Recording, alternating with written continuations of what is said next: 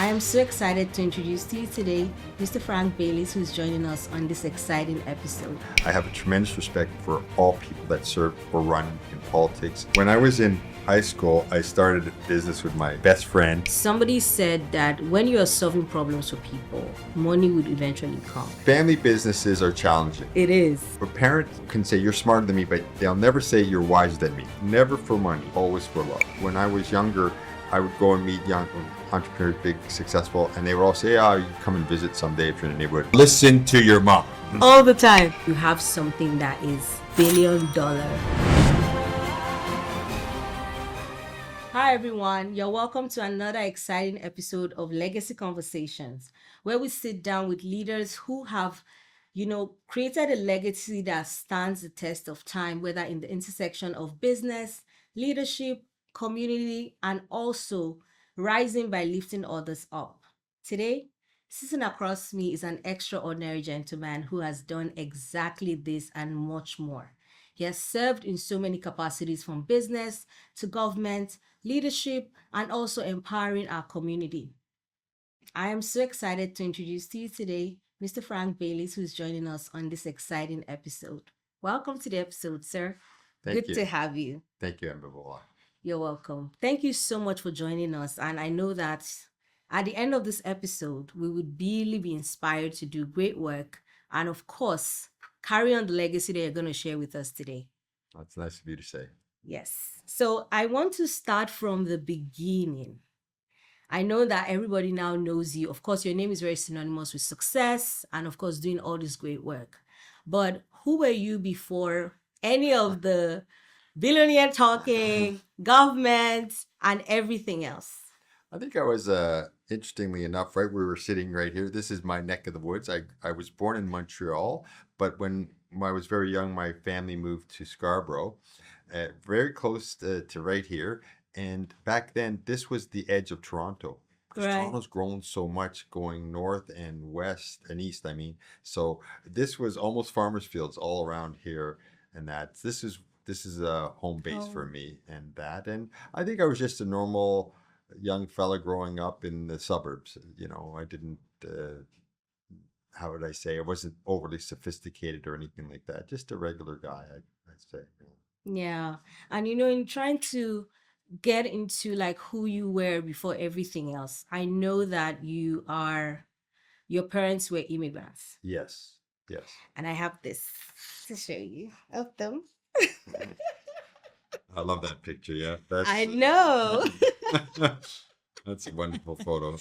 That was a picture of you graduating from college. Yes, from University of Waterloo. That's my mom and my dad, and that's me when I had a nice head of hair.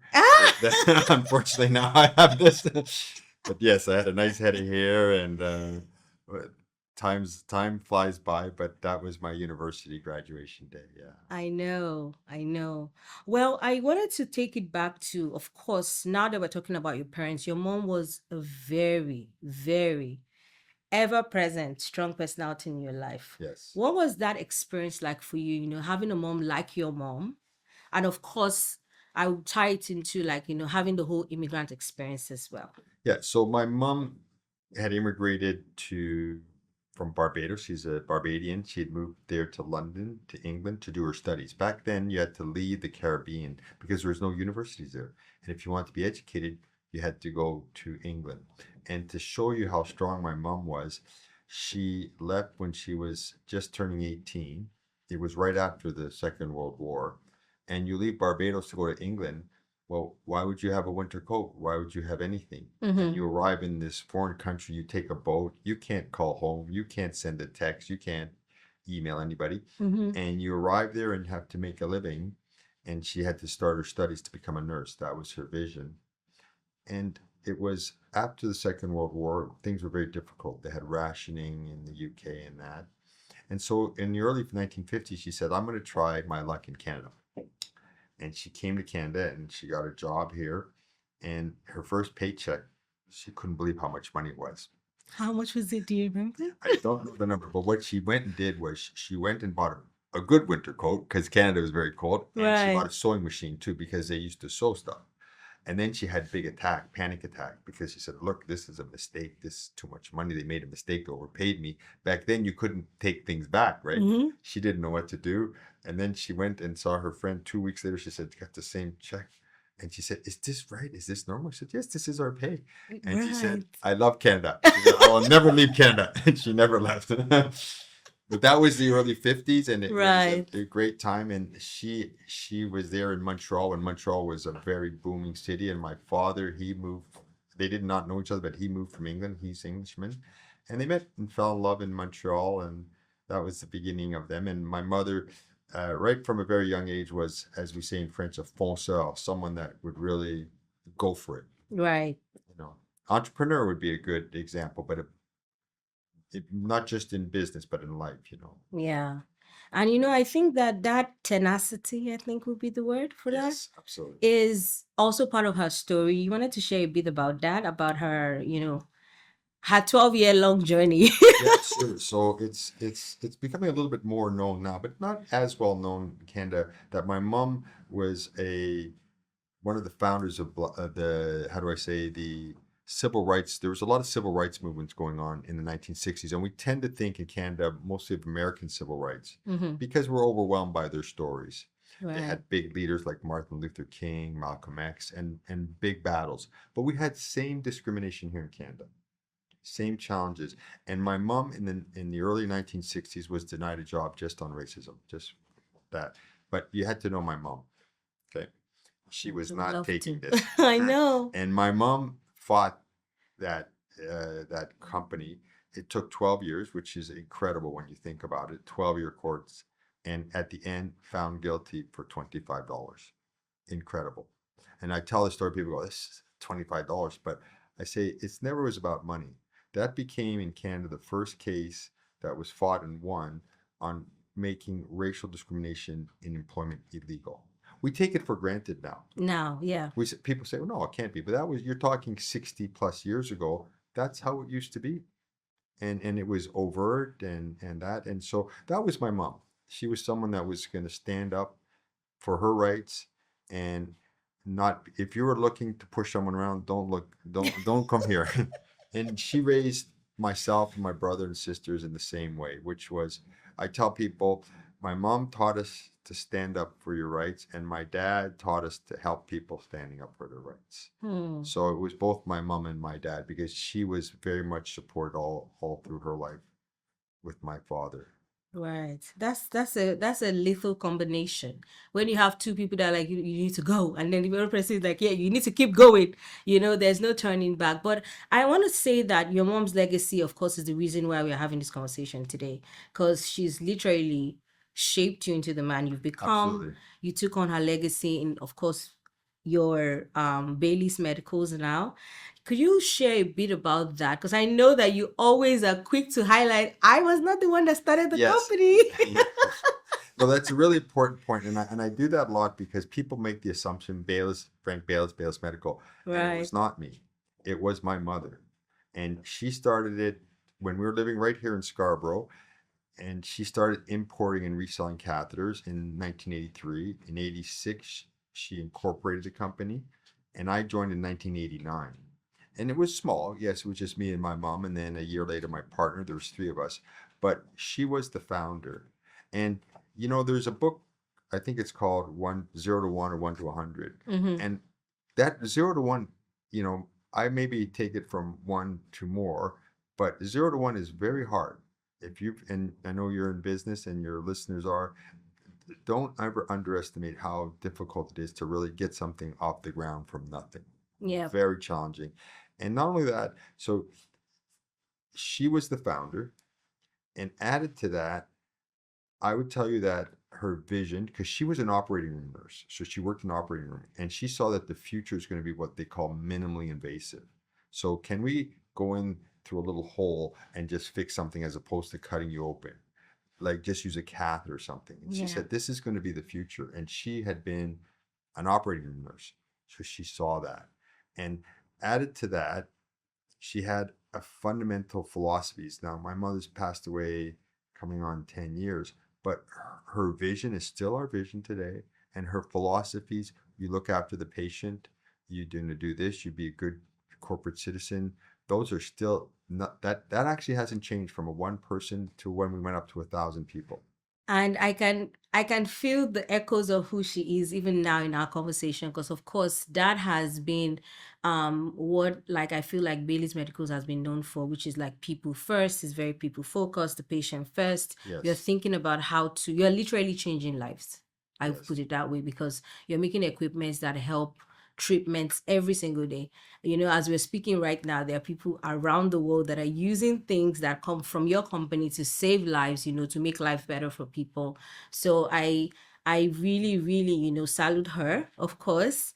And of course, salute her in you as well, because it takes a lot, and of course a bigger picture to think about, setting up a corporation like this that you eventually sold for Yeah. so much. I mean, can you walk us through that, of course, as of course your mom's son, and of course as the person at the helm of the affairs at Bailey's Corporation, and as a businessman as well? So what happened is my mom started the company, and then I joined her, then my partner joined her, and we were importing and reselling, and at a certain point we started manufacturing our own products. And over the course of that time, we built up a line, and we sold our first business to Kimberly Clark. They had a healthcare division. And then we had a consulting business that we sold to Ernst& and Young. And then we had two other businesses that we sold to a company called Medtronic, which is the biggest medical device company in the world. And this last one we sold to Boston Scientific, and that was a big one, no question about it. But we had done what they call exits a number of times, or we call it serial entrepreneur. And Mm-hmm. we still have a business now, so there's still a Bayless Medical going now. Right. But over the years, we were able to build up areas and sell them when they were ready to be sold, and continue on with a part of it.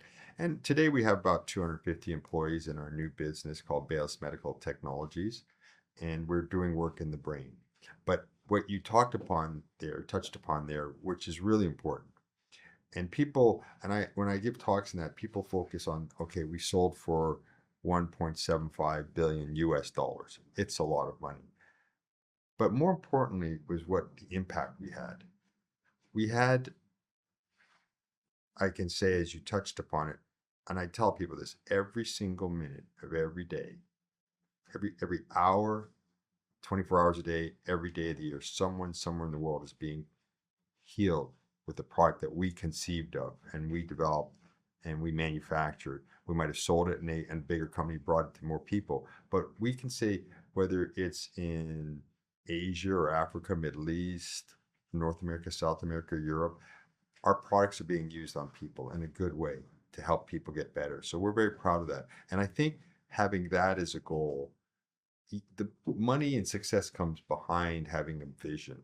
And I Mm. think that vision, and I mentioned it came with my mother wanting to impact and help people. And I think by focusing on that is how we really had the real success.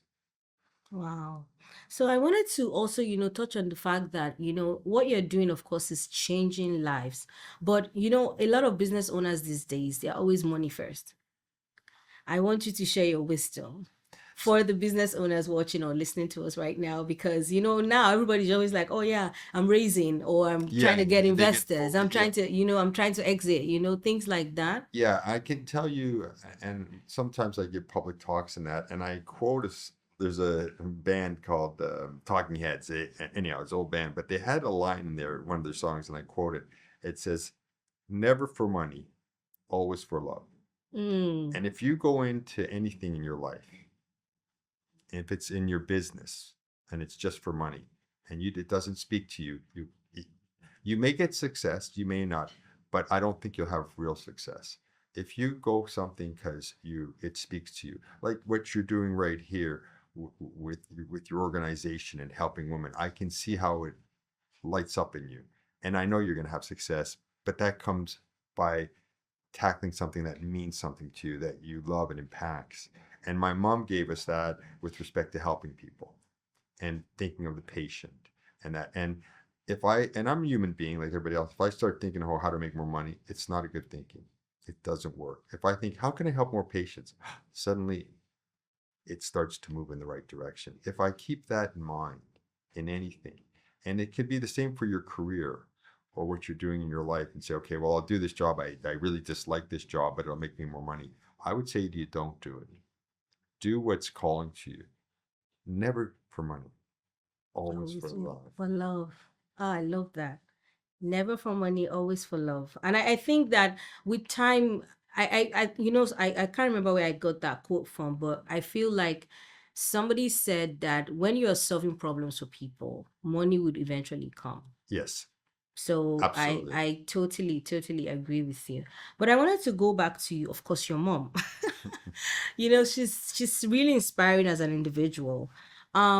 What would you say are some of her principles that keep you in business? And of course, as somebody who is, serving humanity, working in the business space, and eventually even ventured even trying to do politics. So yeah, that's a great question. So my mom was a nurse, not a doctor. There's a difference. Mm-hmm. Okay, so a doctor is here. I got something broken arm. Okay, I fix your arm. Right.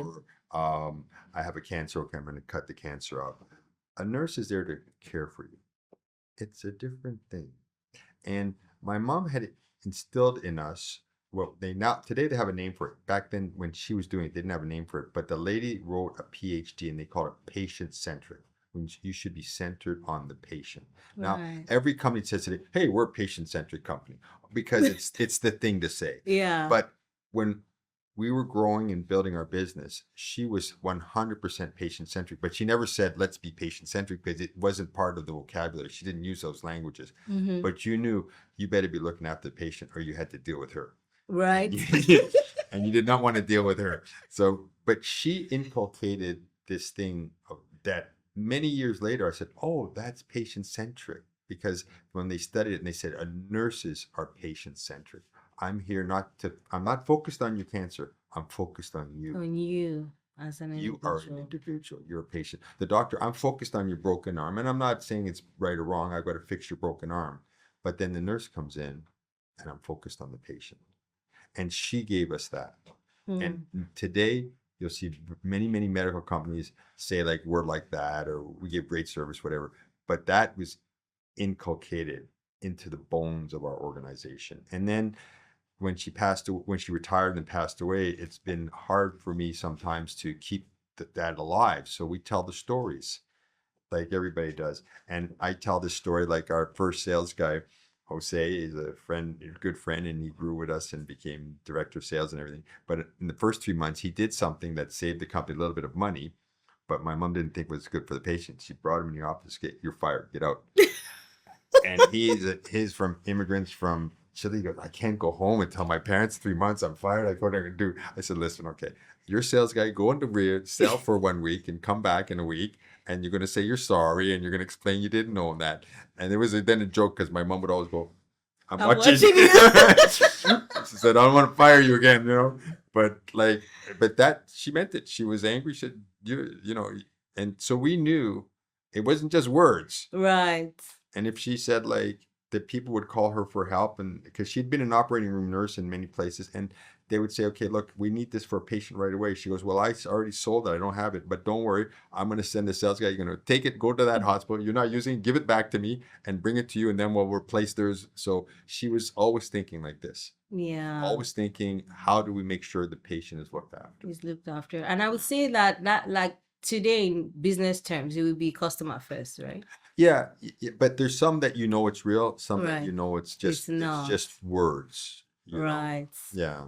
Wow. And again, you can tell I really honor your mom's legacy, but let's speak about the fact that she passed away when the company was at its most transformative year. What was that for you? Well, my mom. So what happened is the company had grown bigger and bigger, and then it was worth a lot of money, but I didn't have a lot of money. And then when my mom was ready to retire, what are we going to do? So when we sold our first business line to Kimberly Clark, it was good because back then I had a lot of money, but I didn't. It's in the business, right? And so I was able to take that money and pay her off, and then she could share some with my brother and sisters and have a good retirement and very looked after. And then we were also able to take it off, pay our mortgages off, and do all kinds of things like that and build it from there. But even though she left, I can tell you that our core values, our core missions has never changed. It has never Wow. changed. And you joined the company in 1989. That's correct. Was that something that was inspired by your mom, or you made that decision by No. yourself? So what happened was I went to university. I graduated in 1986, and I went touring in Europe. I came back early 1987. I said to my mom, you have this little business in the house. It's just you. I want to be an entrepreneur too. I'm going to join you. And my mom says no. She says, you don't know anything. She says, you must go get a job for 2 years and then come and see me after, get some experience, which was excellent advice. So I went and worked for a company called Labrie Medical, Right. and I worked there for 2 years, and I did very good. I got company car, I got office, I had 7 people reporting to me, and I would stand at the window looking out, and I think I was in jail. I just wanted to be doing my own thing. So 2 years came. I said, I'm leaving. They said, no, stay. We'll give you more money. I said, no, I'm leaving to join. My mom make no money, but I came back. Okay, mom, we start. And so she had vision like that. And it was excellent advice. I probably should have done 3 years because I learned a lot, and I was able to take things and And also apply that of to her course. small business. Yeah. So she was always thinking like that. Wow. And just for you, of course, let's come back to you as well. You studied engineering. How was it for you, like navigating into like the whole medical like industry? Of course, I know you learned a lot from your mom, and then from what you just shared now, you went to work 2 years in like a medical Yes, because I knew I company. wanted to join my mother Join afterwards. your Yeah. mother. Okay. So after that, I mean, what was it like working with your mom? I'd like to hear. So, you know, family businesses are challenging. It is. They're very challenging. And there's the dynamics in family business. And it's your mom too, and that. So we would have arguments and that at times. And so I said to my mom, look, when we're in this office, in the business office, we're partners. When we come here, I go to your house, I go home, you're my mom. Two different worlds. And I'm never, and I said, and then to make it, I said, I'm not talking about business outside of this office. Hmm. So if I went for supper, she started talking business. I said, no, I'm talking business. So Yeah. here you're my mother. And I have to say that it's an extra challenge because it's a dynamic that your mom, she a parent can say you're smarter than me, but they'll never say you're wiser than me. It's something we all have. No matter who we have as a child or whatever, we'll Yeah. go, of course, my child is Yeah. brilliant. But wiser than me? Never. Never. And no parent will ever say, this one is wiser than me. Knows like it's more. Look, and a black mother would never admit that. I can tell you that for They'll sure. brag that you know math. They'll say, oh, what brilliant, genius in mathematics or physics or whatever. What? No, never. But it's okay. So I said, look, that's how we navigate. You're here 100%. My mom, that's it. In business, it's a little different. But I made mistakes that I'll tell you and that I think you could learn too is this. So as we're growing, I said, okay, my mom, you're going to be in charge of accounting numbers and that. This was a major mistake.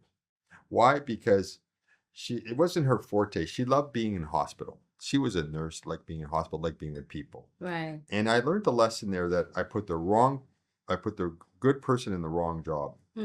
I should have said to my mom, all I want you to do is get up and go to pick a hospital, this hospital, that hospital, bring coffee and donuts, talk. They love my mom. So, oh my Gloria, come and sit down and have coffee. What are you selling? I want to buy, because they just wanted her spirit. Instead, I had her in an office, which was not good. She was not at her best there. And so I learned that lesson that someone may be an excellent at one job and terrible at another. We just say, oh, they're terrible. That's not necessarily that they're terrible, that you've put them in the wrong job and that you're not using what their great strength is. So I give the example, my head of sales and my head of accounting. My head of accounting come the exact same desk every day, open books, look at numbers, and very happy. My head of sales go around the world, meet someone new every day. Now, if I said, I'm going to switch your jobs, they would both kill themselves. Yeah. They would both, the sales guy go, I have to come to the same office every day, just look at numbers. No. I'm gonna kill myself. And if I said every day you have to the accounting guy, you have to go somewhere in the world, meet someone new, go every day, someone new. Yeah, that's overwhelming. But I realized I need both. Hmm. And you need to see what is the strength of each person and say, I'm going to use this person here and this person here and play to their strengths. And then I'm happy, they're happy, and the business wins. Yeah. So I learned 3 wins, or you can have a loss if you apply people in the right way and see what their strengths are and help them grow their strengths and put them to work. Yeah. I think that's really sound advice because, sometimes too, especially like with business owners. But I wanted to go back to the fact that was it possible that she was doing that because you guys didn't have enough money to hire like an accountant? No, I was kind of like directing things then. It was just my thinking was not you as you're growing as a business and you're learning, I didn't appreciate how to use the resources at our hand. It's a learning process. I'm not mad about it. I've learned it, but I said, okay, this was an amazing thing that could have doubled my sales. Right. Okay. Now I see. Like Eh, in view. Yeah. Yeah, as opposed to I'm using it's like if you don't hire someone PhD and I say I need you to do something like wash the floor. Wash the floor is very important, but Mm-hmm. it's you're not using the right person in the right place. That Right. was the lesson I learned there. Yeah, I think I'm always for using people for what they are best at because they are Yes, always happy to do it. And you don't exactly, have to micromanage or teach exactly. them the work. So let's go to Bailey's Medical now. You built Bailey's Medical without raising any outside dollar. Yeah. How? Teach us. So this is it's a bit of a unique thing too, but a couple things happen. So first of all, my mom started the company as a distribution business. And distribution, you buy, you resell, that you buy, you resell. You don't have a big stock because if you're buying a big machine, I wait, I got the order, then I buy, so I make money like that. So we Mm-hmm. had this business. And then when we started to go into manufacturing, we used the profit from that business to go there. Now, I give a lot of talks, and everybody and it gets very happy when they get an investment from venture capital. Mm-hmm. But that's not the end goal. And what had happened too is I remember there was when I was younger, I would go and meet young entrepreneurs, big successful, and they would all say, "Oh, you come and visit someday if you're in the neighborhood." And I would 1 week later, "Hey, I'm in the neighborhood. I want to come and visit." So I would learn. And there was one guy, he was developing the first system to monitor your heart without wires, telemetry, and he was always happy. And I love going to see this guy, Frank. I'm doing this, I'm doing that. And then one day, seeing Frank, I just raised $20 million. He's so happy. The next time I saw him, he goes to me, I'm just an employee. And the life was gone from him. And it was like, I felt this punch in my stomach. And I said, oh, okay. Because people are happy when they raise money, but then they have to give up controls. And I've seen companies, people, they raise a lot of money, then they feel rich, they spend it all they need to raise more money. And then they own like 1% of their own company. And then the people that own it says, we're done with you. You're fired, kicked out. So I said, I don't like that. And I'm going to be very disciplined. I was extremely disciplined as we grew the company that we never got ahead of ourselves. And so where I never hired another person until they were screaming, we need another person. Okay, now we hire one. And then we could pay for them right away as opposed to saying like hiring a bunch of people before we had the business. I grew it when it was always breaking out. Right. And I wanted to, also talk about the fact that you moved from distributing other people's like devices to building your own. Yes. That's a very risky pivot to step into, especially with like, of course, the environment and of course medical devices are very regulated, Yes. right? Yes. How or what was your mindset? Okay, so I want to get into your mind. So Like, why would you even like not even why, but how were you able to know when it was like right time? there's 2 things happened. First thing happened is when my mom started the company, it was with these people, a connection in France, and they were developing the first catheters to go in your brain. And then, and I don't mean this to any French people, but sometimes the French people in France be difficult to work with. And by then, my mom said to Chris and me, said, "You two are engineers. Let's get rid of this guy and develop our own product." And so I went to see the doctor, and he says to me, "Frank, this is peanut business. There's 5 of us in all Americas that are doing this procedure. Why would you do this?" So I went back to my mom and said, "Mom, this is peanut business." What does that mean? No more money, peanuts. Oh, Peanuts, okay, like okay, nothing, okay. So I said, "We're not going to do this." Well, guess what?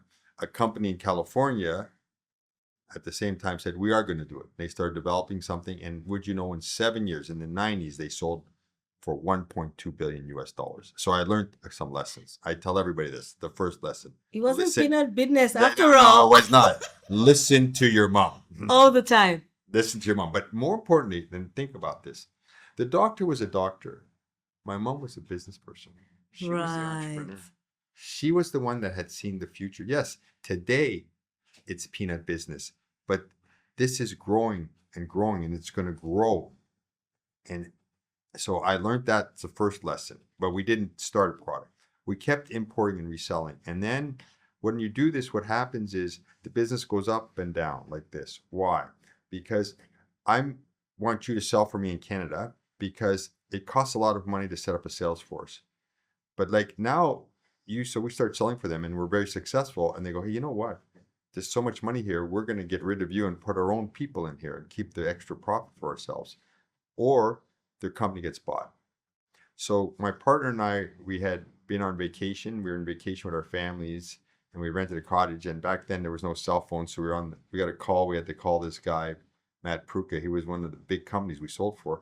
And we're both sitting on the phone listening. And he said, guys, I have great news. I just sold my company to General Electric, GE. Oh, yeah, okay. Thanks, Matt. Thanks. We hang up the phone. It's good for him. But GE just said, we don't need Baylis Medical in Canada. We have our own people. So there we said, okay, we're done living this life. We're going to take all our profits and start developing our own products. So I can tell you exactly where I was when that decision was done. It didn't happen overnight, but we said, we're going this direction, click. Now we're going that direction. And that was a great thing. But it came out of a very stressful moment. And maybe we would have been a lot happier if he hadn't done it. But guess what? It was amazing that he had done it because it put us on another pathway. So two ways of looking. So when you get knocked down, you go, oh, and at the moment, it would wreck our vacation, wreck everything, you know what I mean? Because we're losing our biggest product line. And they said, but we're changing. And it's okay. We're going to change now. Wow. There's nothing that beats ownership, of course, because now you make your own devices, you're able to, come up with like your own ways of doing things. But I wanted to go back to like when your company sold. I know you've told this story probably like 200 million times, but I want you to walk me through that and also what you felt as somebody that you are now able to say, okay, of course, your business was doing well, like you said, and you know that you were up to something great, but what was it like feeling and knowing now that you have something that is $1 billion, literally, like you were onto something? So keep in mind that we had sold 4 other businesses. This was the before you business. got to this one. And the second business we had sold to Ernst & Young was a consulting business. And I always remember the guy said to us, it was a business doing research and development tax consulting. We had offices across Canada and we were very sought after. So what happened is we sold to Kimberly Clark and we had this medical business and we had the consulting business. And it was like, okay, if something goes wrong with this business, we got this one or vice versa. But when we sold the medical business, we were then okay financially. The risk was off the table. And so we would get phone calls all the time from the head of, from Price Waterhouse or Deloitte, we want to buy your business. And I said, leave us alone. And then I was visiting, because I was in Toronto, I was in Montreal, I was here with Toronto. And Chris says, the guy from Ernst & Young wants to meet us again, wants to meet us. I say, and he gives me the card. And I go, I'm tired of meeting, we're not selling. And then I thought, wait a minute. Actually, now that we sold the other business, I don't need this business anymore. And I don't want this business. I want to grow more medical. So when we met the guy, he said, look, you're very smart. I'm smart. I'm not going to pay too much and you're not going to sell cheap. So and I thought, me and my partner said, okay, this makes sense. Yeah. So we can live with this. And so we cut a deal and we sold them that business. And then we just kept developing medical because we like that and it's more lucrative. Mm-hmm. And so we grew that business and then we sold a couple more times other blinds. And then when we came to sell this business to Boston Scientific, it's very rare that there's a high-tech company that doesn't have investors. It's just not normal. So they said to us, okay, we know you and Chris are the owners, but we're the investors. And he goes, there's no investors involved. I said, yeah, no, we know there's no investors, but who are the investors? they couldn't understand that we had no investors. And then when the deal was done, when they do these kind of deals, there's someone there that's just job is to make sure everybody's happy because people get tense, stressed up, Yeah. and that they would come, they call you up. Abimbola, are you happy? Is everything going good in the deal? Are you mad? What are you mad about? Oh, we're gonna work. Like then they have to be. And the guy after he said, would you guys normally when you're doing the big deals, someone's mad, they're banging on the table. This is not right, and yelling and screaming and carrying on. He said you guys were like calm from A to Z. We've never seen anything like this. And we thought, because we thought of Not what your that guy first said. rodeo. Yeah, but also we'd been through it 5 times, four Right. times. And the guy said, we're not going to undersell. You're not going to overpay. So we're just going to get to and we followed a process. And it worked well. It worked well. And I can say that um, we didn't focus on the money. We just focused on what's right for the business. And many companies wanted to buy us. So we were in a nice position there You that had we had. options. Yeah, we had options and we had a bidding process. It was all formed we followed a process, if I could say that. And we just were very following the process. So we never got really excited about it or and that. And we didn't it wasn't going to make a change in our lives because we'd already sold other businesses. So we were already well to do, if I could say that. So it was nothing changed in my life, really. I I just became more known. That's all, really. Nice. And I know that you have also covered a very strong part of business and business ownership. I know you've said your partner probably like 20 times right now. You met your partner. What did you look out for in a business partner? Or did you even think he was your business partner at that time? Oh no, I knew. I've always been an entrepreneur. So Right. when I was in high school, I started a business with my best friend, and we were doing painting and carpentry and that. And by the way, painting, they don't pay much because everyone's like, I can paint, I just don't want to paint.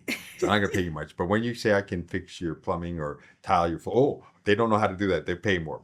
Anyhow, so we had a business doing that, and he's my best friend, and I couldn't stand How old working were with him. you? Oh, in high school, and we were hired. It was hard because we would hire our friends in school. They don't want to listen to us because they're shut up. But anyhow, I said I love the guy, my best friend. I can't stand working with him, and I knew it allowed me to see that it's more than just having a friendship. You have to Right. have the same goals, the same objectives, Vision. vision, and you have to be complementary, Right.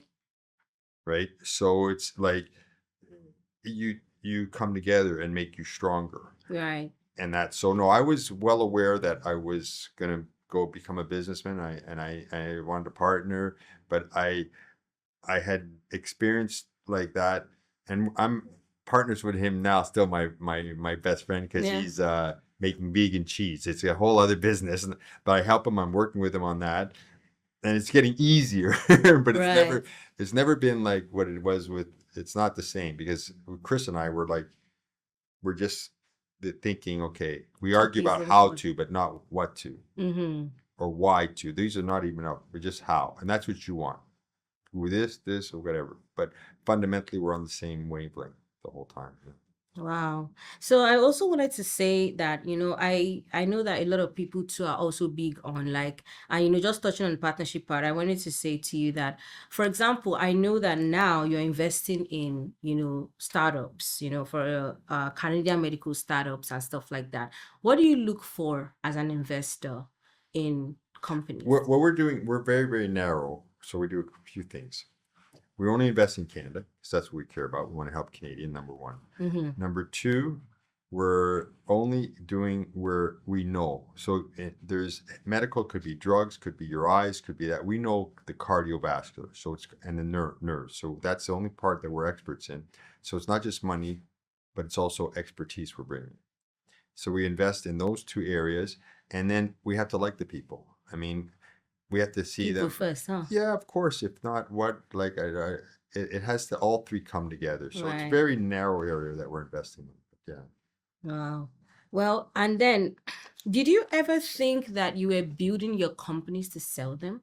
No, we never did, and that's an excellent question because we're building them to be organizations. But when the time came that it made sense to sell, we sold because it was the right time, and always do what's right for the business. Yeah.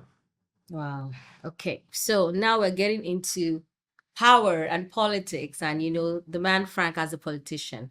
In 2015, you left your business to go into politics. You went to run for parliament. Did you need the job?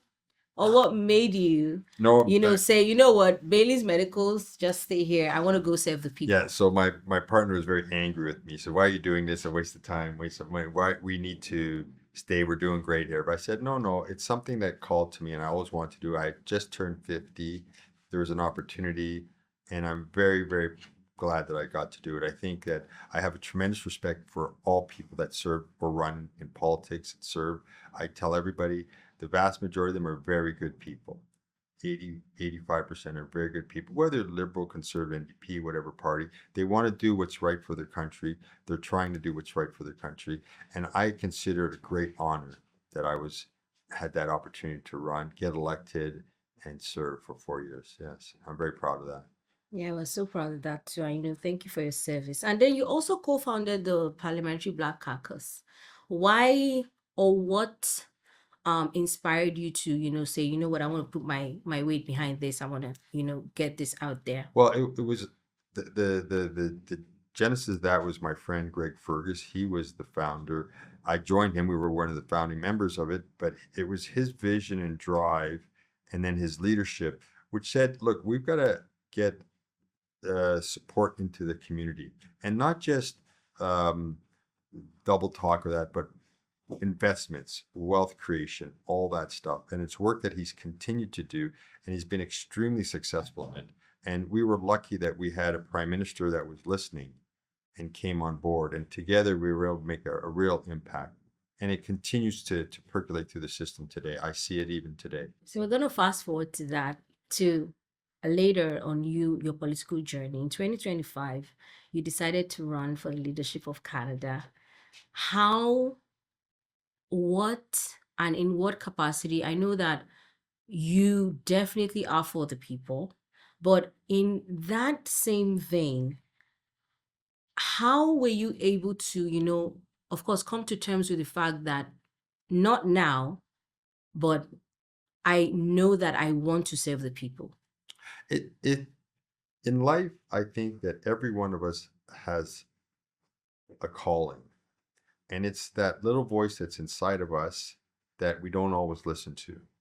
And it's something that gets, you get busy in life. So, or you get worried about, I have to make money, or your parents say you have to do this, or people push you outside of listening to that voice.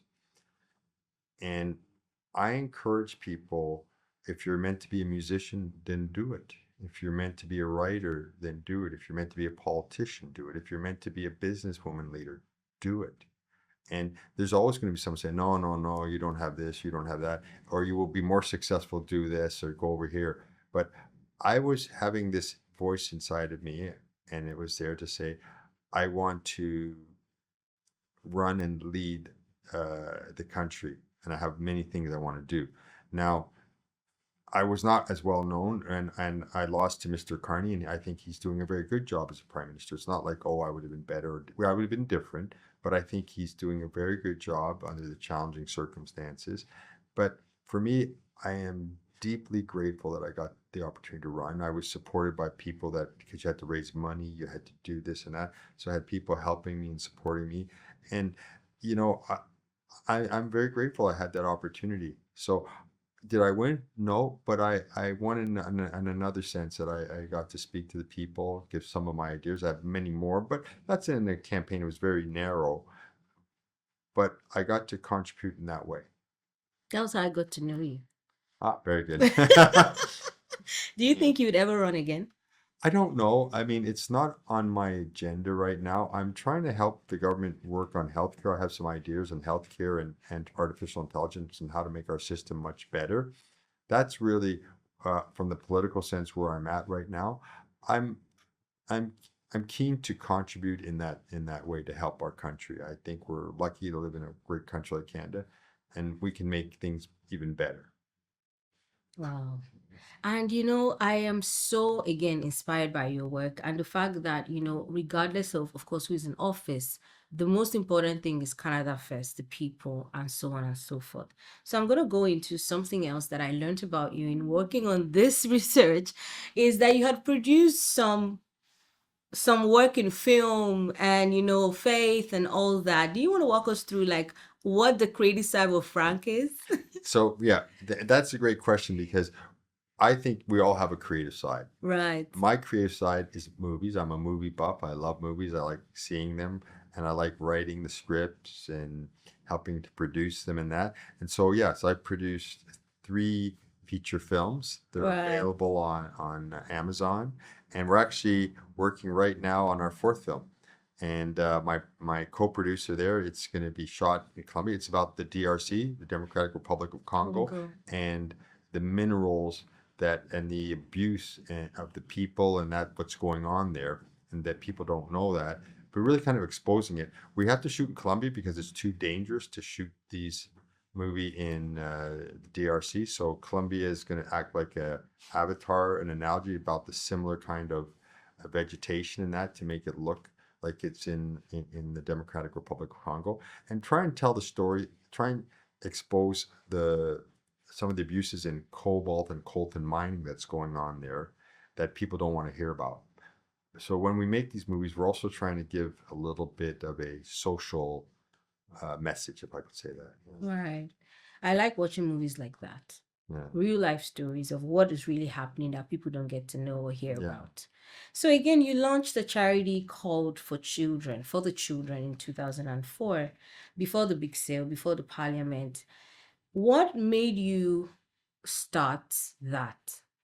So what I wanted to do is I wanted to give back, but so we give money to hospitals, but you can say, hey, listen, hospitals are your customers too. So it's charity, yes, but I wanted to do something that was just like, these people cannot help us in business anyway. So we're just helping people. It's not about getting money back or helping our company too. So we chose this company for the children, and it was a playoff of Free the Children, which became the We Charity. Mm-hmm. And there had been a story in the Toronto Star many, many years ago, and I remember reading it. It was about this large, and it was a terrible story about child slave labor in India. And there was a boy, maybe 15, that was fighting for their rights, and they killed him. And you read the story, and you're like, there's no hope in the world. You read the story. Well, this kid here in Toronto called Craig Kilberger, he read the same story, and he Right. said, I'm going to do something about it. And he started raising money, and then he started building schools and all this. And then I read about him. I said, oh, I can help him. And so we called ours For the Children, and then we called him up, and they were working out of the room of the principal's house, and he was just a young boy, and they were building schools, and they said, well, we got a request for a school for South Africa. It's too big for us now. They became huge, so it's funny that they say it's too big, but back then they were very small. So I said, okay, you give me this school, and we will raise money for building that school. So we helped build the school in South Africa. Then we built one in Kenya for orphaned girls, and then one in India, and then helped support those schools in different ways as well, and then did other stuff for supporting people here in Canada. We supported something called Breakfast for Learning, so that children would have a meal. Because when you go to a talk and you're hungry and you're waiting, you you guys could've talking after a while, you're not listening. You're like, you can't listen, right? Because Right. I want to eat, and then so it's the same thing for a young child. So we said we're going to support Breakfast for Learning and these food banks. So that was the genesis of For the Children. And then when we got bigger and sold, we put in a more bigger foundation called the Gloria Baylis Foundation, in honor of my mother, because she was the one that founded the company. The wealth had come from the company, and to honor her legacy, and that we put the foundation in place. Awesome. So now I was going to ask you about the foundation. Of course, it bears your mom's name, and you've done so much for people, for families, changed lives and all that. Do you think that your mom is very proud of what you built so far? It's a good question. I mean, my mom was someone that it was a classic Caribbean mother. Whatever you did, come on. So I remember one time I come home, I have 99 on 100 on my map. Look at that, mom. And my mom looked at me and goes, I don't understand. Why you go to 99 and you don't finish the job? Why you go all the way and don't finish? Okay, mom, whatever. So she was very exigeant, we say in French, or demanding on myself and my brother and sisters. And so you can see this in education, how important it was. So my older sister, her title is Dr. Baylis, and she's a professor at Dalhousie. She has the Order of Canada, a leader. My younger sister's medical doctor, she's called Dr. Baylis, and she's a medical doctor, sports medicine expert, and helps look after the teams in Montreal, like the Alouettes and the Rockets. And then my younger brother, his title is Dr. Baylis, and he's an expert in mental health and all that, and he runs a Canmore Mental Health. So I'm the only one without the title doctor. I'm the least educated, but that was what meant a lot for my mom, was Mm, education foundation for success, and that you had to be educated. So yeah. wow. Wow. So you're the only one without a doctor title. But you've That's done right. so much as well too. So, but I wanted to know what your legacy would look like. What would you want us to remember Frank Bailey's by, when we think about you 30, 40, 50 years from now? You know, it's an interesting question, and I looked at my life. I have a different way of looking at it. I'll tell you how I look at it. I look at it, I imagine a couple things. I imagine I'm going to live to 99, and then the comet Haley's going to come back, and I'm going to see the comet, and I'm going to say, okay, now that's what I want. That's number one. But I think at some point in your life, when you're lying on your deathbed, you can only look back. There's nothing to look forward to. And at that moment, I think, okay, what must I have done or wanted to have done? Because today you're sitting here, tomorrow I got to get this done, next day I got to get that, I'm going to go trip in a month or whatever. We're looking forward all the time. At some point in your life, you're only going to be able to look back because you're not going anywhere. And I said, I want to make sure I've done what I want to have done, because then it's over, right? Mm, Just before it's over, if I wanted to go and see the Himalayas, did I go or not? So I don't really, I don't want to say I don't care, but it's not something that's driving me what people think of me then you know, yeah. afterwards. It's more like I'm blessed to have this life and make sure that I've done what I want to do and try and leave the world a little bit better than that I contributed positively to it.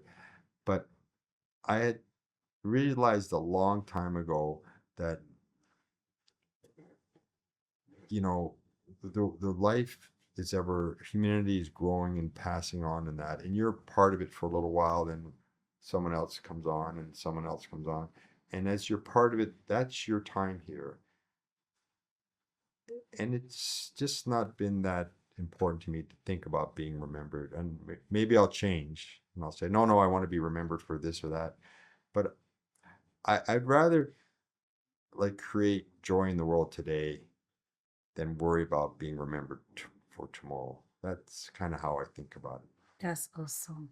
Because in creating joy in the world today, you're actually changing the lives of people. Those people will become your legacy. Because then they remember, oh, Frank changed my life, or Frank did this. And Absolutely. because of Frank, I'm here. So let's get to the fun part. Now I'm going to ask you rapid fire questions that you're going to answer. So, engineering or politics? In terms of what I like, oh, a little bit of both. I I enjoyed both. I like being a politician and like being an engineer. I like both of them. Okay. Yeah. So, if you were not, what business do you think that you could have started that you haven't started at the moment? What business would I start? There's so many opportunities now. The world is changing so fast with artificial intelligence, with um, all kinds of opportunities I see there. Obviously, that's the big thing. 5 years from now, we are going to be living so differently than how we're living today. I would be chasing that down. I have these ideas that come to me, and I just say, "Oh, I'm too busy now." But yeah, different ideas. Oh, nice. Can you share one with us? I'm trying to think of one. Like I'm working on an app helping a guy out with a very interesting application.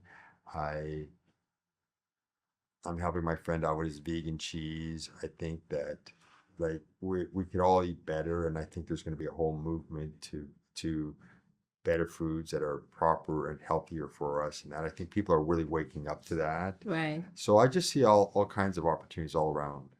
That's an entrepreneur. Nice. Always thinking business. Yes. Okay, so what's the best advice your mom gave you in one sentence? The best thing my mom did for me was to demand more and not let me get away with just being okay. Hmm. Expect more and demand more. Wow. Nice. So we're going into asking if you ever had to give up two things and keep only one, right? Film, politics, or medicine? I have to give up two? You have to give up two and keep only one. Oh, these are great questions. I think I would keep um, I, I would keep probably medicine. I would really miss the politics, but the medicine's the foundation which I could build on. And I think that doing politics, you need a good foundation. I Right, see many people that they've done nothing but be politics. I don't think it's good. right, So I almost think you can't do in my world, being an engineer can become a politician, a lawyer, a businesswoman, whatever. right, But being nothing but a politician, I don't think it's good. right. Okay, so now we're talking to you. Of course, we know you're a billionaire. Do you think money changed you? I don't think so. Obviously, I don't. I'm reflecting on myself, but no, I don't think so at all because I live a life that I was already very well off before this last sale. Mm, Then I chose to live a life about a upper middle class. I'm not a stuff guy.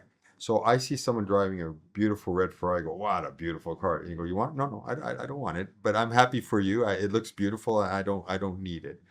I met a guy, he collects Ferraris. Wow. Or I see someone has a beautiful cottage. Lovely. You invite me, I'm happy to come. But you want to, no, no, no, thank you.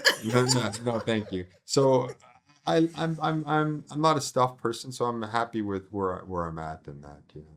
That's good. So, what brings out the best in you? I think fun opportunities bring out the best in me, something that I can contribute to in a meaningful way, and working with nice people. Ah, nice. So, what's one thing about yourself you wish you would change? Okay, fundamentally, what I wish I would change, if I had a chance to change it, and it's a fundamental thing, I was, when I grew up, I was lucky that I was a very fast learner. And so some people struggled at school. I had no problem. I just learned, I just fast learner. But then I became a person that never put 110% into anything. If I could change anything, I would make anything I decide to do now, I'm going to go 110%. And if I fail, okay, no problem, I fail. But I'm not going to go like, yeah. So I had abilities and I don't think I used them to the fullest because life was easy for me in that sense. Um, so I would say I would just commit whatever I choose to do, just go do it fully. Wow. Okay. So now we're wrapping up now. And I just wanted to hear what if you had like your 14-year-old Frank listening to you or watching you right now, who is still like trying to figure out what life would be, what would you say to him? Or maybe even a heart that would be like, oh, I would like to be like Frank when I grow up. I would say to him, what we touched on is go 100%. I've met many famous people and that, and some people, and it's fine, they have the pictures of all their famous people that. I have none of that. I have a picture one time I met Wayne Gretzky, and that's the only pictures on my desk. And why? I'll tell you why. Because I'm standing like this, and my kids go, "Why are you standing so tall?" I said, "Well, that's Wayne Gretzky." But Wayne Gretzky. So when I was younger, I said I would like to be a hockey player, but I'm a skinny guy, not big, and not particularly athletic. My brother, he's a natural athlete, but Wayne Gretzky, the same height as me, the same size, the same age, and he grew up an hour and a half from me. And then I read his book, and he became, or you could say, maybe the greatest hockey player that ever lived. But, and then he said two things in his book. He practiced 4 hours a day. I didn't practice at all because I'm too skinny. I talked myself out of something. And he says, people say, wow, this God-given talent. He goes, what do you mean God-given talent? They see me skating and someone gives a bad pass and I take it like this. They go, amazing. He goes, no, my dad did this hours and hours. I practice and practice. He said, it's not God-given. His dad was Wally. He said, it's Wally-given. So when I read his book, I said, look at that. What if you had practiced 4 hours a day, Frank? Would I be him? No. But would I be a lot better? Yeah. So I said, after that, and we all guilty of this, I look at that picture and said, never talk yourself out of anything. Mm. Don't say I can't be prime minister. No, no, no, no. Don't talk yourself out of that. Don't talk yourself. I can't be successful business. I can't. Do not talk yourself out of anything. We're guilty. We're all guilty of that. We kind of go, oh, I don't think I can do that or whatever. So I look at him, and I'm standing beside him, and you're not going to say, wow, he's big and strong beside. No, no. He says same age, same area we grew up in. What a difference. Yeah. So that's why I keep that there. I would tell my 14-year-old self, don't ever talk yourself out of any goal Anything. that you want to try for. Try for it and fail. There's nothing wrong with that. Wow. Amazing. We've heard so much wisdom today, and we've learned, of course, from your journey and everything else. Do you have final words for the people? No, I just wanted to say, first of all, thank you very much for having me. I'm really impressed with what you're doing. I think that you're networking and you're building this group of female entrepreneurs and supporting them is very important. And you're showing great leadership in there. So I just really want to say congrats on that and encourage you to keep going. Thank you. Thank you so much. And of course, so everyone who is still here watching, listening to us, you've heard it all from Frank. I wanted to say thank you so much for watching. And please like, subscribe, share, comment this episode, what you've learned from Frank and his life, his legacy, and much more. I hope to see you on the next one. Thank you so much for watching, and I'll see you on the next one. Remember, your best days are still ahead of you. Thank you. Bye. Till next time.